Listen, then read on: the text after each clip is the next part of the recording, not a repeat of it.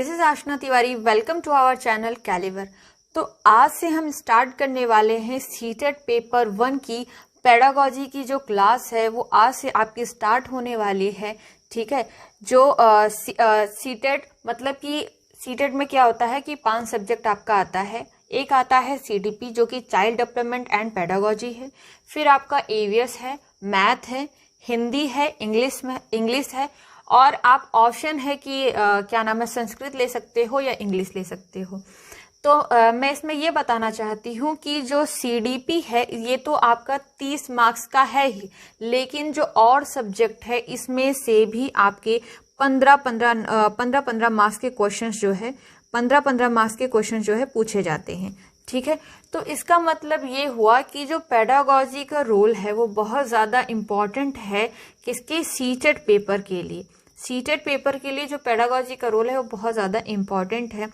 तो हम जो एक बड़ा पोर्शन है सीडीपी का वो हम करने वाले हैं, उसकी क्लासेस आज से स्टार्ट होंगी। तो आप इस क्लासेस को कंटिन्यू करिएगा और एक एक चैप्टर का जो है नोट्स अपने हाथ से बनाते हुए चलिएगा, क्योंकि अगर आप नोट्स बनाए रहोगे तो क्या होगा कि एग्जाम टाइम में आपको रिवाइज करने में बहुत ज़्यादा हेल्पफुल होगा वो। ठीक है, तो आज से हम स्टार्ट करते हैं ये।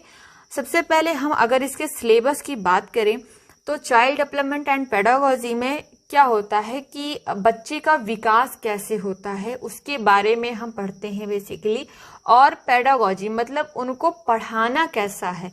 ठीक है, जो शिक्षण शास्त्र है, बेसिकली जो शिक्षण शास्त्र है उसके बारे में पढ़ते हैं कि हमें बच्चों को पढ़ाना कैसे है, या उनका development all over holistic development कैसे उनका करना है, इन चीज़ों के बारे में सीडीपी में पढ़ते हैं। ठीक है, आपको मतलब आगे बहुत सारे टीचिंग से रिलेटेड टीचिंग के एग्जाम्स देने होंगे, उसमें आपको पेडागोजी पढ़ना ही पढ़ना है। तो ये सब बेस है, ये जब आप सीटेट या यूपी टेट, ठीक है, या और कोई रीट वगैरह का एग्जाम देते हो तो ये चीज़ें जब आप पढ़े रहोगे तो ये आपके लिए एक बेस का काम करेंगी, ताकि आगे आने वाले एग्जाम में ये चीज़ आपको हेल्पफुल हो। ठीक है, तो हम इसके सिलेबस के बारे में जान लेते हैं थोड़ा सा। तो इसके सिलेबस में आप देखोगे कि concept of development and it's relationship with learning. ठीक है ना, कि डेवलपमेंट के कुछ कंसेप्ट को समझना है, उसके साथ में मतलब विकास के साथ में अधिगम कैसे होगा। ठीक है, उन चीज़ों के बारे में जानना है। फिर हमें principles of the development of children, मतलब कि बच्चों में कैसे हम डेवलपमेंट ला सकते हैं, उनका डेवलपमेंट कैसे कर सकते हैं, कुछ प्रिंसिपल्स हैं उनके बारे में पढ़ना है। Influence of heredity and environment, heredity और इन्वायरमेंट का क्या रोल है। ठीक है, सोशलाइजेशन प्रोसेस के बारे में जानेंगे। पियाजे, कोलबर्ग, वाइगॉस्की, इन सब की थ्योरीज को हम पढ़ेंगे। ठीक है, उसके बाद में आपका आता है concept of child centred and progressive education. ठीक है, child centred and progressive education के बारे में पढ़ेंगे। इंटेलिजेंस के बारे में पढ़ेंगे, लैंग्वेज एंड थॉट के बारे में पढ़ेंगे, जेंडर के बारे में। ठीक है, इंडिविजुअल डिफरेंसेस की कैसे एक बच्चा दूसरे बच्चे से अलग होता है। ठीक है, उन सब के बारे में हम पढ़ेंगे इसमें। ठीक है, ये सब चीज़ें बहुत ज़्यादा ज़रूरी हैं आपको जानना, क्योंकि आप एक गवर्नमेंट टीचर बन जाओगे, 1st to 5th के बच्चों को पढ़ाओगे, जो भी पेपर फर्स्ट दे रहे हैं सीटेट का, वो इसी उम्मीद से दे रहे हैं कि हमें गवर्नमेंट टीचर बनने का मौका मिलेगा, तो आपको 1st to 5th पढ़ाना होगा। तो उसमें बच्चे कई तरीके से बच्चे आते हैं, उनको समझना होगा, उनके नीड्स को समझना होगा। ठीक है, उनके जो भी अल्टरनेटिव, जो भी नाइव कंसेप्ट हैं उनको समझना, उनको डांटना नहीं होगा, उनके साथ थोड़ा सही से बर्ताव करना होगा। ठीक है, फिर हम आगे अगर बढ़ते हैं तो इसमें हमें differences between assessment for learning, assessment of learning, जो स्कूल बेस्ड असेसमेंट होता है, कॉन्टिन्यूअस एंड कॉम्प्रहेंसिव इवोल्यूशन, ठीक है, CCE जिसको हम बोलते हैं, इन सब के बारे में हमें पढ़ना है। ठीक है। और इंक्लूसिव एजुकेशन, इंक्लूसिव एजुकेशन जो समावेशी शिक्षा है ये बहुत ज़्यादा इम्पॉर्टेंट है। आगे चल के आप देखोगे इससे मैक्सिमम नंबर का क्वेश्चन पूछा जाता है। मैक्सिमम मार्क्स का क्वेश्चन जो है, मैक्सिमम मार्क्स का क्वेश्चन इससे आता है। लगभग अगर हम मान कर चलें तो 5 मार्क्स का क्वेश्चन तो आता ही आता है, और कुछ टॉपिक के साथ इसको को रिलेट करके क्वेश्चंस जो है दिए जाते हैं, ठीक है। और अगर हम आगे बढ़ें तो देखेंगे कि क्या नाम है, needs of children with learning and difficulties empowerment etcetera, ठीक है, कि बच्चों के कुछ नीड्स होते हैं, उनको कुछ डिफिकल्टीज का सामना करना पड़ता है, उन सब चीज़ों के बारे में जानेंगे, ठीक है। एड्रेसिंग द टैलेंटेड क्रिएटिव, जो स्पेशल बच्चे होते हैं उन सबको उन सब के बारे में पढ़ेंगे, ठीक है। How children think and learn, how and why children fail to achieve success in school performance, क्यों बच्चा फेल हो जाता है अपने स्कूल परफॉर्मेंस में, इन सब का जो रीजन है वो पता करेंगे। इन सब के रीजन को पढ़ेंगे ताकि आप जाओ तो उस चीज को अप्लाई कर सको, ठीक है ना। उनके जो भी अल्टरनेटिव कंसेप्ट रहते हैं, ठीक है, लर्निंग को लेकर या किसी चीज को लेकर, जैसे कि बच्चा सोचता है कि जब मैं चलता हूं तो पेड़ भी हमारे साथ चलते हैं, ये क्या हो गया, ये उनका एक अल्टरनेटिव कंसेप्ट है, उनका एक नाइव कंसेप्ट है जिसको हमें समझना है, ठीक है ना।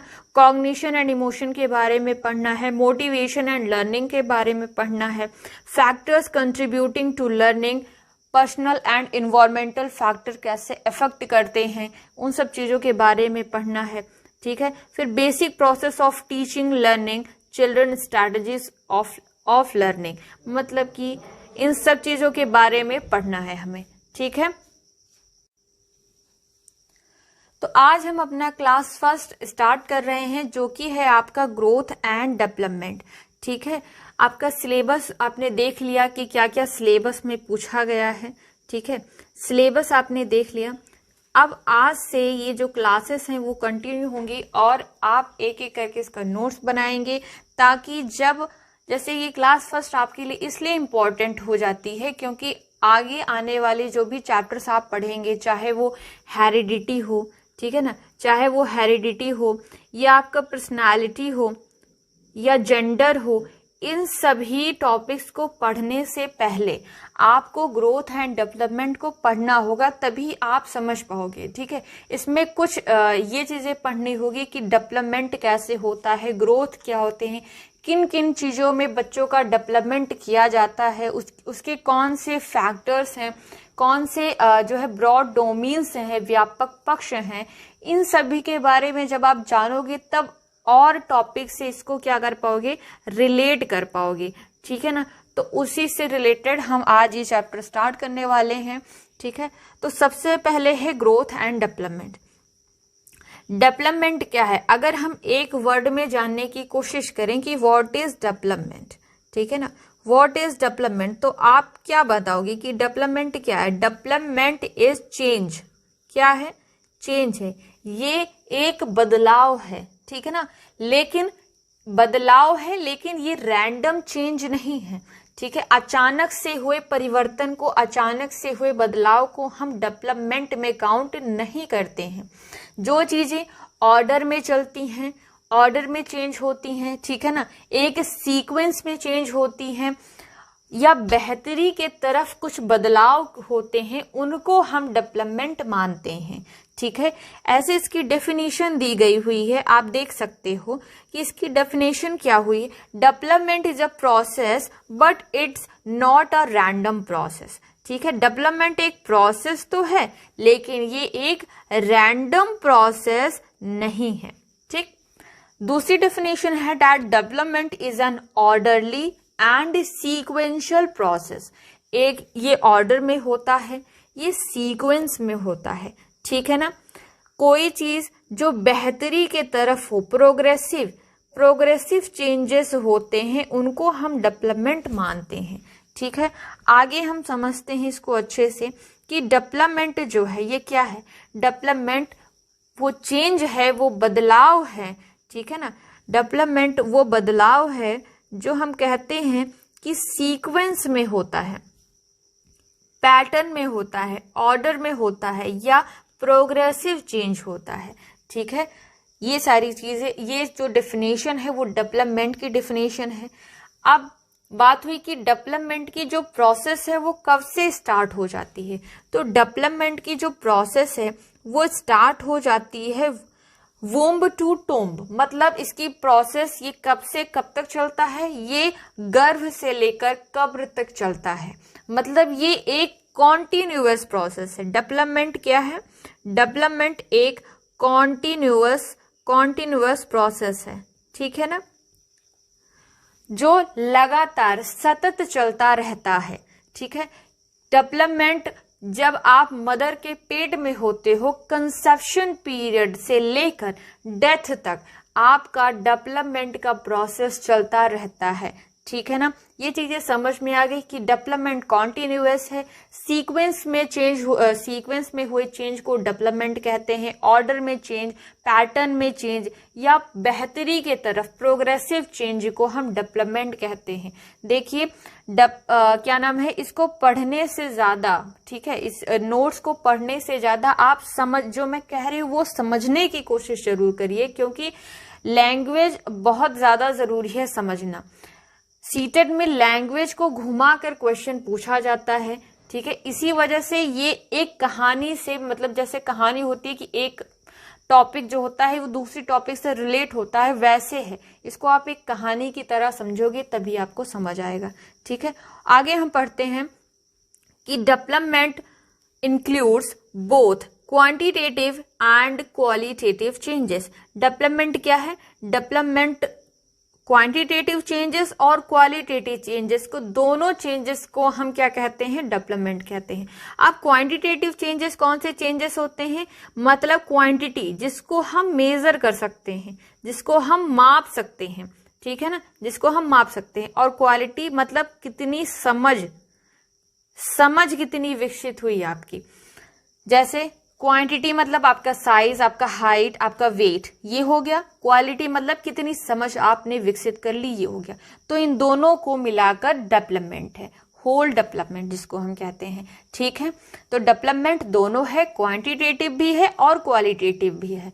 बट ग्रोथ जो होता है, ठीक है, ग्रोथ आपका क्या है? Growth involves only quantitative changes. जितने भी मात्रात्मक चेंजेस, बदलाव होते हैं, वो सब ग्रोथ में आते हैं। ठीक है, इसको और अच्छे से समझने के लिए हम आगे देखते हैं कि जो ग्रोथ होता है, ग्रोथ में क्या आता है? केवल क्वांटिटेटिव चेंजेस। क्वांटिटेटिव चेंजेस कौन से होते हैं? जिनको हम माप सकते हैं, जैसे आपका शेप है, साइज है, वेट है, हाइट है, ये सारी चीजें। ठीक है, डेवलपमेंट एक कॉन्टिन्यूअस प्रोसेस है, लेकिन ग्रोथ एक कॉन्टिन्यूअस प्रोसेस नहीं है। ठीक है, it goes on till maturity at the age of puberty. मतलब कि ग्रोथ जो है एक टाइम के बाद जाकर रुक जाती है, लेकिन डेवलपमेंट आपका सतत चलता रहता है, सतत प्रक्रिया है ये। ठीक है, जब आपकी मैच्योरिटी की एज हो जाती है, ठीक है, एडोलसेंस एज हो जाती है, तब आपका ग्रोथ मतलब आपकी हाइट, ये सारी चीजें रुक जाती हैं, लेकिन आपका डेवलपमेंट जो है वो चलता रहता है। ये चीज देख लीजिए, एक डेफिनेशन है that development is not reversible. Development reversible नहीं है, but it can be modified. इसको हम मॉडिफाई कर सकते हैं, लेकिन रिवर्स नहीं कर सकते। अगर आप सोचो कि आज आप 20 साल के हो, कल को आप 10 साल के बन जाओ, तो ये इम्पॉसिबल है, ये नहीं हो सकता। आप उसमें चेंजेस ला सकते हो, मॉडिफाई कर सकते हो। ठीक है ना, अब हम अगर आगे बढ़ें कि इनके बीच के डिफरेंसेस को देखें कि डिफरेंसेस क्या है, ग्रोथ और डेवलपमेंट के बीच का जो डिफरेंसेस है वो क्या है। तो आपने देख लिया कि ग्रोथ क्या है। ग्रोथ एक नैरो टॉपिक है, बट डेवलपमेंट वहीं एक ब्रॉड टॉपिक है। ग्रोथ जो है केवल क्वांटिटेटिव चेंजेस को ही क्या नाम है कंसीडर करता है। डेवलपमेंट जो है both quantitative and qualitative changes. Growth केवल मेजरेबल है क्योंकि क्वांटिटेटिव चेंजेस होते हैं इसमें, और डेवलपमेंट जो है ये मेजरेबल भी है और आर्बिट्रेरी भी है। ठीक है ना, उसके बाद में growth is a part of development. अब ये क्या है, जैसे समझ लीजिए कि आपका ये है ग्रोथ, ये है डेवलपमेंट। ये क्या है? ये है आपका डेवलपमेंट, ठीक है, डेवलपमेंट। और ग्रोथ क्या है? ग्रोथ इसी का पार्ट है, इसी का हिस्सा है। क्या है? इसी का हिस्सा है ग्रोथ, ठीक है ना। ये रहा आपका ग्रोथ, मतलब growth is a part of development. Growth एक छोटा कंसेप्ट है और डेवलपमेंट एक ब्रॉड कंसेप्ट है। ये चीज आप समझ चुके हो, ठीक है। और आगे बढ़ते हैं, दूसरी चीज को देखते हैं, डैट क्या क्या व्यापक पक्ष हैं, ठीक है। ब्रॉड डोमेन्स क्या क्या है डेवलपमेंट के, कौन कौन से व्यापक पक्ष हैं, किन किन चरणों में, किन किन पक्षों में विकास होता है एक बच्चे का, ठीक है। पहले आप देखोगे कि फिजिकल डेवलपमेंट होता है, कौन सा? फिजिकल डेवलपमेंट होता है, कॉग्निटिव डेवलपमेंट होता है, सोशल डेवलपमेंट होता है और इमोशनल डेवलपमेंट होता है, ठीक है ना। तो अब ये कैसे याद रहेगा? तो इसके लिए एक निमोनिक्स है जिसको आप याद कर सकते हो PCSE से, ठीक है। PCSE ये एक क्या है? ये एक निमोनिक्स है। इससे आप इसको याद कर सकते हो कि डेवलपमेंट के जो ब्रॉड डोमेन्स हैं वो क्या क्या हैं? P for physical development, C for cognitive development, S for social development, E for emotional development. Physical में क्या क्या आता है? जो कि आपके शरीर से संबंधित होता है, जो कि शारीरिक विकास होता है, वो फिजिकल डेवलपमेंट में आता है, ठीक है। कॉग्निटिव डेवलपमेंट मतलब संज्ञान, जो आपके ब्रेन से संबंधित होता है, संज्ञानात्मक विकास, ठीक है। सोशल डेवलपमेंट मतलब होता है सामाजिक विकास। सोशल डेवलपमेंट मतलब क्या होता है? सामाजिक विकास, जो आपके सोसाइटी से संबंधित होता है, उसमें बच्चे का विकास कैसे होता है।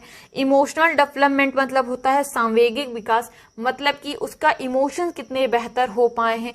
ये सब डेवलपमेंट जो है क्या है? इन सब को मिलाकर एक बच्चे का होलिस्टिक डेवलपमेंट होता है, ठीक है, संपूर्ण विकास होता है।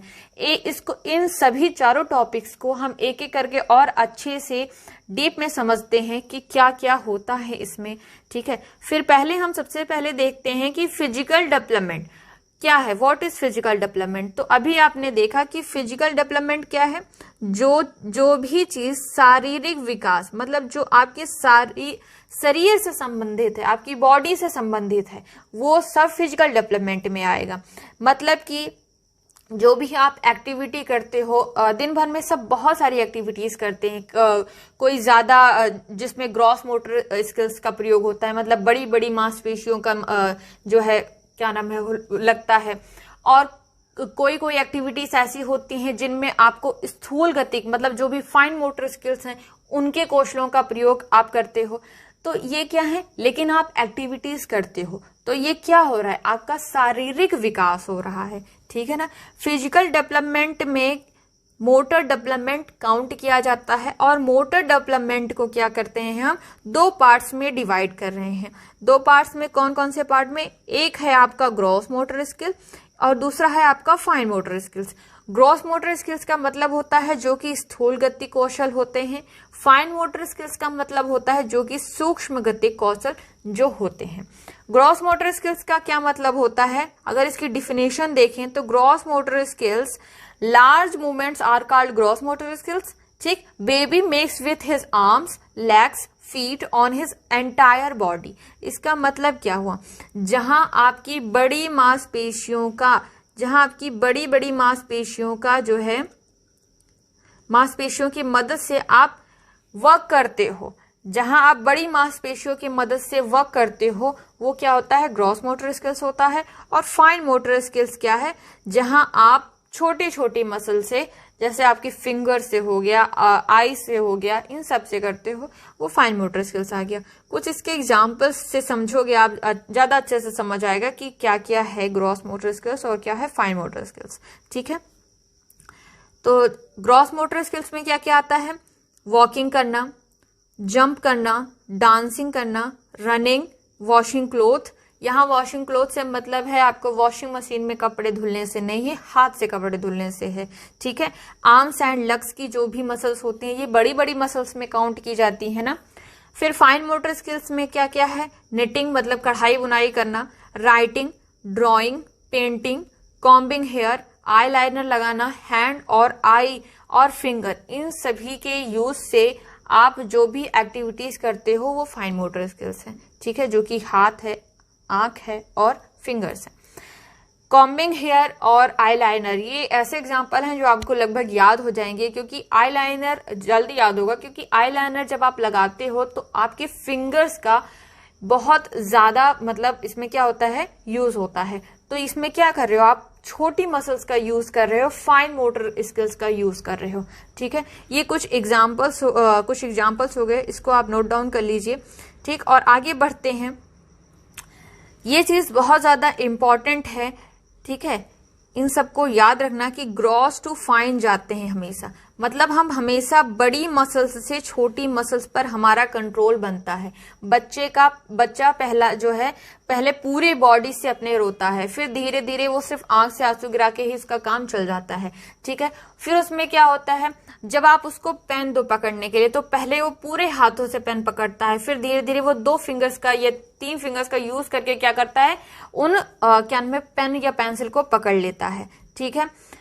और जनरल टू स्पेसिफिक, मतलब हम सामान्य से विशिष्ट की ओर जाते हैं। पहले हम सामान्य चीजें सीखते हैं, ठीक है, फिर कुछ स्पेशल चीजें सीखते हैं। तो ये चीज याद रखना कि ग्रॉस टू फाइन हमेशा फाइन टू ग्रॉस नहीं जाते हैं, ग्रॉस टू फाइन जाते हैं, ठीक है। और जनरल टू स्पेसिफिक, ठीक है, जनरल टू स्पेसिफिक जाते हैं। तो ये आपका पहला जो है ब्रॉड डोमेन्स का कंप्लीट हो गया, जो है फिजिकल डेवलपमेंट, ठीक है। अब हम नेक्स्ट पढ़ते हैं जो कि है कॉग्निटिव डेवलपमेंट। कॉग्निटिव डेवलपमेंट क्या है, कॉग्निटिव डेवलपमेंट पता था आपको, मैंने बताया था पहले ही कि कॉग्निटिव मतलब क्या होता है, संज्ञान। जो चीजें संज्ञान मतलब आपके ब्रेन से संबंधित होते हैं, आपके माइंड से संबंधित होता है, वो कॉग्निटिव डेवलपमेंट में आता है, ठीक है। मतलब इसका डेफिनेशन देख लीजिए, cognitive development are related to our brain, the process of acquiring understanding and building knowledge is called cognitive development, ठीक है। मतलब जो भी चीज आपकी ब्रेन से संबंधित होती है, जो भी आप नॉलेज एक्वायर करते हैं, लैंग्वेज है आपकी, ये सारी चीजें कॉग्निटिव डेवलपमेंट के अंदर आती है, ठीक है। इसको और बेहतर समझने के लिए आप इसके कुछ एग्जांपल्स देख सकते हैं। That it is related to knowing, understanding, reasoning, thinking, imagination, decision making, problem solving, attention, creativity, perception, language. मतलब क्या हो गया इसका कि ये सारी चीजें जो नोइंग है, जानना कोई चीज, अंडरस्टैंड करना, कोई तर्क लगाना, रीजनिंग मतलब क्या होता है, रीजनिंग का मतलब होता है कोई तर्क लगाना, ठीक, थिंकिंग करना, चिंतन करना, इमेजिनेशन करना, ठीक है, या डिसीजन मेकिंग करना, किसी प्रॉब्लम को सॉल्व करना, अटेंशन ध्यान केंद्रित करना, क्रिएटिविटी कुछ लगाना, ठीक है, परसेप्शन एंड लैंग्वेज, ये क्या है, ये सारी चीजें जो है आप दिमाग से करते हो, ब्रेन से करते हो, तो ये किससे रिलेटेड है, ये सब जो है ये सब आपका कॉग्निटिव से रिलेटेड है, कॉग्निटिव डेवलपमेंट से ये सब आपका रिलेटेड है, ठीक है ना। तो दो डोमेन आपका कंप्लीट हो गया, एक हो गया P फॉर फिजिकल डेवलपमेंट और C फॉर कॉग्निटिव डेवलपमेंट, ठीक है। अब हम आगे पढ़ते हैं जो कि क्या है, सोशल डेवलपमेंट पढ़ते हैं। देखिए उससे पहले एक टॉपिक और आ जाता है जो कि है आपका मेटाकॉग्निशन, ठीक है। ये चीज समझते हैं, उसके बाद हम सोशल डेवलपमेंट पे आगे बढ़ते हैं। कॉग्निटिव डेवलपमेंट जो है इसको हम देखो, मैंने पहले भी बताया था और अब भी यही चीज कह रही हूं कि लैंग्वेज पर ज्यादा ध्यान दीजिए, क्योंकि सीटेट में लैंग्वेज घुमाकर क्वेश्चंस पूछे जाते हैं। कॉग्निटिव डेवलपमेंट को जो है मेंटल डेवलपमेंट कहते हैं, लैंग्वेज डेवलपमेंट कहते हैं, इंटेलेक्चुअल डेवलपमेंट कहते हैं। क्या मतलब हुआ इसका, मेंटल मतलब बुद्धि, हमारी बुद्धि से जो विकास, मतलब मेंटल डेवलपमेंट किससे संबंधित है, ब्रेन से, और ब्रेन किससे संबंधित है, कॉग्निटिव डेवलपमेंट से, ठीक है। वहीं लैंग्वेज डेवलपमेंट भी संबंधित है किससे, कॉग्निटिव से, क्योंकि जो भी भाषा हम बोलते हैं वो हमारे ब्रेन से संबंधित होता है ना। अच्छा एक चीज जान लीजिए कि हमारा जो ब्रेन होता है, ठीक है, हमारा जो ब्रेन होता है इसके 2 पार्ट होते हैं, राइट ब्रेन और लेफ्ट ब्रेन, ठीक है ना, राइट ब्रेन और लेफ्ट ब्रेन। राइट ब्रेन से आपकी क्रिएटिविटी जुड़ी होती है, कि हम यहाँ पर लिख लेते हैं क्योंकि वहाँ पे स्पेस नहीं था। यहाँ पे आप बताएंगे कि जो आपका ब्रेन है, ठीक है ना, आपके ब्रेन के दो पार्ट होते हैं, एक होता है लेफ्ट ब्रेन, एक होता है सॉरी ये आपका राइट ब्रेन हो गया है ना। ये आपका क्या हो गया, आपके ब्रेन के दो पार्ट होते हैं, ठीक। एक होता है आपका राइट ब्रेन और एक होता है लेफ्ट ब्रेन। राइट ब्रेन से आपकी क्रिएटिविटी जुड़ी होती है। क्रिएटिविटी, जितने भी क्रिएटिव बच्चे होते हैं उनका राइट ब्रेन ज़्यादा एक्टिव होता है। और लेफ्ट ब्रेन से आपका लैंग्वेज जुड़ा होता है, ठीक है ना, भाषा, जिसकी भाषा में पकड़ अच्छी होती है। तो लैंग्वेज किससे संबंधित है, ब्रेन से। तो लैंग्वेज डेवलपमेंट को हम क्या कहेंगे, कॉग्निटिव डेवलपमेंट, ठीक है। तो ये सारी चीजें, ये सारे जो लैंग्वेज हैं या ये सारे जो टर्म्स हैं, इन सबको ध्यान में रखना क्योंकि इसी से क्वेश्चन घुमा के पूछ लेता है कई बार, ठीक है ना।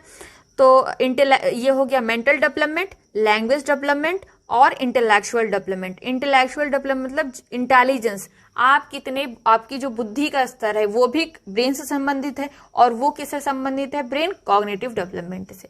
तो ये दो तीन जो है टर्म है, जो कॉग्निटिव डेवलपमेंट के टर्म है, इनको आप याद रखिएगा, ठीक है। फिर एक सबसे बड़ा, मतलब हम कहें कि अच्छा टॉपिक है या माना जाता है क्योंकि इससे क्वेश्चंस अब पूछे जाने लगे हैं जब से आपका ऑनलाइन मोड का एग्जाम हुआ है, दैट इज मेटाकॉग्निशन। मेटाकॉग्निशन का मतलब क्या होता है, मेटाकॉग्निशन का मतलब होता है परासंज्ञान, ठीक है। थिंकिंग अबाउट थिंकिंग, चिंतन पर चिंतन। क्या होता है, चिंतन, चिंतन पर चिंतन, ठीक है। मतलब आप कोई चीज सोच रहे हो, आप कोई चीज सोच रहे हो, ये उसके बाद में, जैसे आप कोई चीज सोच रहे हो कि हाँ मतलब मुझे ऐसा करना चाहिए था, वैसा करना चाहिए था, या किसी चीज से आपका माइंड डिस्टर्ब है, वो चीज आप सोच रहे हो, फिर उसी से रिलेटेड आप ये सोचो कि आप ऐसा सोच ही क्यों रहे हो, ठीक है। That is metacognition. मतलब जब आप नेक्स्ट लेवल की थिंकिंग करते हो, जब आप नेक्स्ट लेवल थिंकिंग करते हो, अवेयरनेस अबाउट अवेयरनेस, ठीक है ना, चिंतन पर चिंतन करते हो, दैट इज मेटाकॉग्निशन। ये बहुत बार पूछा है एग्जाम में और ये इस बार भी आएगा, तो ये चीज ध्यान में रखना, ठीक है। मेटाकॉग्निशन को क्या कहते हैं, रिव्यू है, प्लानिंग है, इवैल्यूएटिंग है, ये सब आपके मेटाकॉग्निशन के पार्ट हैं। ये सब किसके पार्ट हैं, ये सब मेटाकॉग्निशन के पार्ट हैं, ठीक है। अब हम स्टार्ट करते हैं आपका सोशल डेवलपमेंट, जो आपके ब्रॉड डोमेन्स का ये तीसरा जो है डोमेन है। क्या है डोमेन इसका, एस। इसको हम एस से याद रखते हैं ना, सोशल डेवलपमेंट, पी हो गया, सी हो गया, फिर एस। एस मतलब सोशल डेवलपमेंट। सोशल डेवलपमेंट का मतलब है सामाजिक विकास, ठीक है। क्या है, सोशल डेवलपमेंट का मतलब है सामाजिक विकास। मतलब बच्चा समाज में रहता है, जब से वो जन्म लेता है, ठीक है ना, तब से वो सोसाइटी में रहता है। सोसाइटी, उसके बाद में उसका जो प्राइमरी सोशलाइजेशन होता है वो फैमिली होती है, ठीक है। उसका जो प्राइमरी सोशलाइजेशन होता है वो फैमिली में होता है, फिर वो स्कूल जाता है, ठीक है। फिर वो स्कूल जाता है, स्कूल में रहता है, वहां के तौर तरीके सीखता है, ठीक है। अपनी सोसाइटी में रहता है, वहां के नॉर्म्स वैल्यूज सीखता है, वहां के जो भी रूल्स रेगुलेशन होते हैं वो सब सीखता है, तो उसका विकास होता है, उसका डेवलपमेंट होता है, ठीक है ना। क्योंकि इन्वायरमेंट एक बहुत बड़ा फैक्टर है एक बच्चे के विकास के लिए, ठीक है। तो इन्वायरमेंट में बच्चा, जैसा इन्वायरमेंट उसको मिलेगा वैसे वो बन जाएगा, या उसका जो बिहेवियर है वो वैसे ही बन जाएगा, क्योंकि इन्वायरमेंट से बच्चा ज्यादा ही एक्वायर करता है, ठीक है। तो ये चीजें, कुछ मोरालिटी भी सीखता है, नैतिक तर्क भी सीखता है कि हम कैसे नैतिक तर्क ले सकते हैं, कैसे हम एक दुविधा में पड़ जाएं, मोरल डिलेमा में पड़ जाएं, तो मोरल डिलेमा में पढ़कर हम एक मोरल रीजनिंग लगाकर उस दुविधा से निकल सकते हैं कि क्या हमारे लिए चीज सही है और क्या हमारे लिए चीज रॉन्ग है।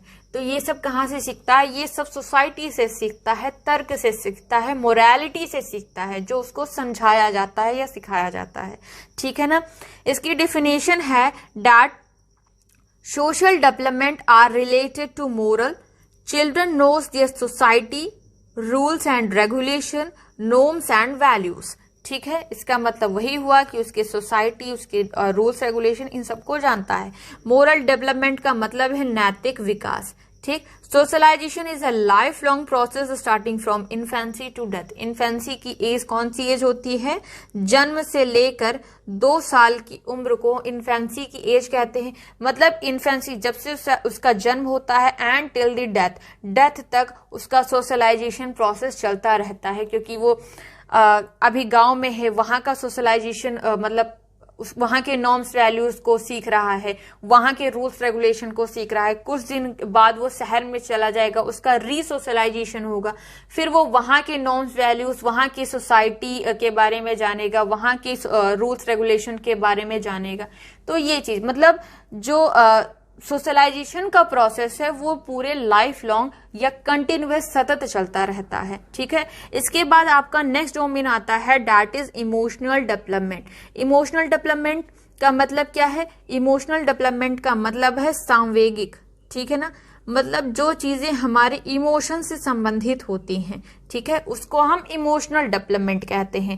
That emotional development are inter related with all domains. Emotional development is about knowing and managing your emotions. Emotions and cognition are inter related. मतलब अब इसका क्या मतलब है कि इमोशंस और कॉग्निशन ये दोनों इंटर रिलेटेड हैं। क्या मतलब है? कॉग्निशन का मतलब तो संज्ञान से संबंधित है, हमारे ब्रेन से है। इमोशन का मतलब है कि हम कितने इमोशनल हैं, ठीक है, इनसे संबंधित है।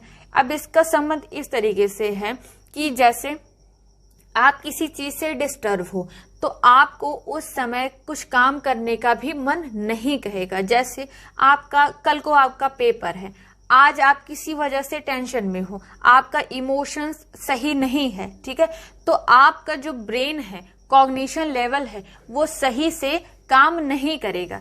तो इसका मतलब ये दोनों एक दूसरे से इंटरलिंक्ड हैं या कनेक्टेड हैं, हम कह सकते हैं। ठीक है ना, ये चीजें हो गई, ये समझ में आ गया टॉपिक। फिर रैथस हैं एक व्यक्ति, एक साइकोलॉजिस्ट हैं, जिन्होंने कहा है कि इमोशंस कलर आवर लाइव्स। मतलब जो इमोशंस होते हैं वो हमारी जिंदगी में रंग भरते हैं। ठीक है ना, इमोशंस हमारी जिंदगी में रंग भरते हैं। उसके बाद में जेपी वॉटसन हैं। जेपी वॉटसन बहुत बार पूछे जाते हैं, ये बहुत ज्यादा इंपॉर्टेंट हैं, ये एक साइकोलॉजिस्ट हैं, ये बहुत ज्यादा इंपॉर्टेंट है। ठीक है ना, क्यों इंपॉर्टेंट है जेपी वॉटसन? क्योंकि इनका मतलब इनकी डेफिनेशन हर बार टेट, सीटेट या और सब एग्जाम में पूछ लेता है। तो जेपी वॉटसन ने क्या कहा है? जेपी वॉटसन ने कहा है कि फियर, एंगर, मतलब फियर मतलब क्या होता है? फियर मतलब होता है डर, एंगर मतलब क्रोध, और लव मतलब प्यार। ये इमोशंस जो होते हैं वो जन्मजात होते हैं। ठीक है ना, क्या होते हैं? ये जन्मजात होते हैं। ठीक है, तो इन दोनों लोगों की डेफिनेशन याद रखना। ठीक है, अब ये आपका एक चैप्टर जो है, चैप्टर नहीं एक टॉपिक कंप्लीट हो गया। हमने स्टेजेस ऑफ डेवलपमेंट, देखो हमने आज के टॉपिक में क्या क्या पढ़ा था। हमने ग्रोथ एंड डेवलपमेंट पढ़ लिया कि ग्रोथ एंड डेवलपमेंट क्या है। ठीक है ना, इसके बीच के डिफरेंसेस के बारे में पढ़ लिया कि ग्रोथ जो है ये एक पार्ट है डेवलपमेंट का। ठीक है, ये पढ़ लिया। फिर इसके कुछ ब्रॉड डोमेन्स पढ़ लिए। ठीक है, ब्रॉड डोमेन्स पढ़ लिए कि डेवलपमेंट किन किन पक्षों में किया होता है, किन किन पक्षों में ब्रॉड डोमेन्स मतलब क्या नाम है डेवलपमेंट होता है, उसके पक्ष, उसके व्यापक पक्ष क्या क्या है। ठीक है, इन सब के बारे में हमने पढ़ लिया। अगली क्लास जो आपकी होगी, ठीक है ना, अगली क्लास जो आपकी होगी वो किससे रिलेटेड होगी?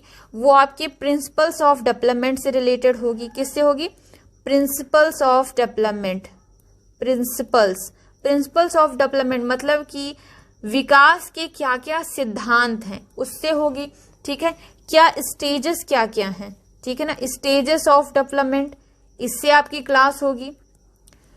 तो इन सभी के नोट्स बनाना, प्रॉपर नोट्स बनाना, और इन चीजों को जो आज पढ़ रहे हो उसको एक बार रिवाइज करना, क्योंकि ये आपके दिमाग में मतलब आ जाए। क्योंकि नोट्स पढ़कर या उनको रट कर आप एग्जाम तक मतलब क्वालिफाई कर ले जाओगे, लेकिन एक अच्छा स्कोर नहीं आएगा। ठीक है ना, तो ये चीज बहुत ज्यादा जरूरी है। तो अब हम लोग नेक्स्ट क्लास में मिलते हैं, तब तक के लिए थैंक यू।